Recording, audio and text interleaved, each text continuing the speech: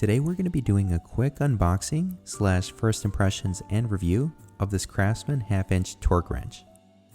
With an emphasis on the quick part because, it's just a wrench. There's only so much we can say about it. This wrench has the ability to torque anywhere from 50 to 250 foot-pounds of torque. The label also states that it has a 4% allowance clockwise and a 6% allowance counterclockwise.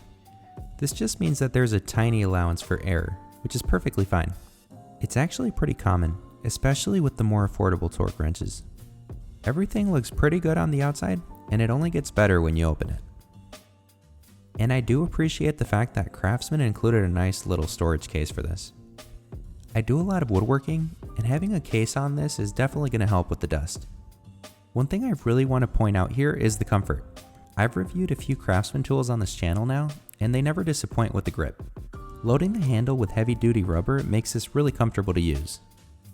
As for the rest of the materials, I would say the collars look pretty average, but the steel looks exceptional. It has a nice stainless finish, and after messing around with it, it does feel very sturdy. If anyone's curious as to what the instructions look like, feel free to pause right around here.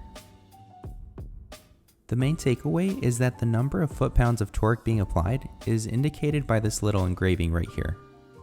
And operating the wrench is extremely simple. You just have to pull down the plastic collar and twist it around until it lines up with the number of foot-pounds of torque that you want to apply. So in this random example, we're at about 50 pounds because the collar lines up with the 50-pound line. The instructions also mention that you can get down to single number of foot-pounds just by using the number on the top of the collar. And for reference, that would be the little red numbers right here, which are pretty visible.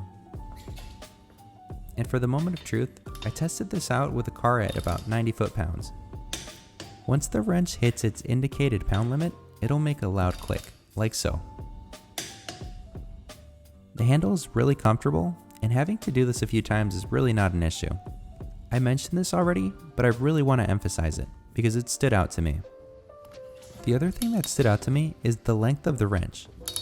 The site says that it measures about 27 inches long, and since that length gives you leverage, it makes it that much easier to use. Last but not least is a funny little detail. You'll notice that the lowest setting on the wrench is actually 20 foot-pounds, despite the 50-pound limit that the packaging indicates. I've heard from others that anything below that 50-pound mark might not be accurate, but I'm not entirely sure. I think we might need the manufacturer to clarify that detail. Whether or not that's the case, for $50, I definitely think this is a steal.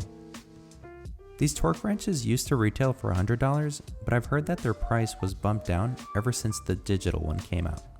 But that works for me, because it means I get to save money.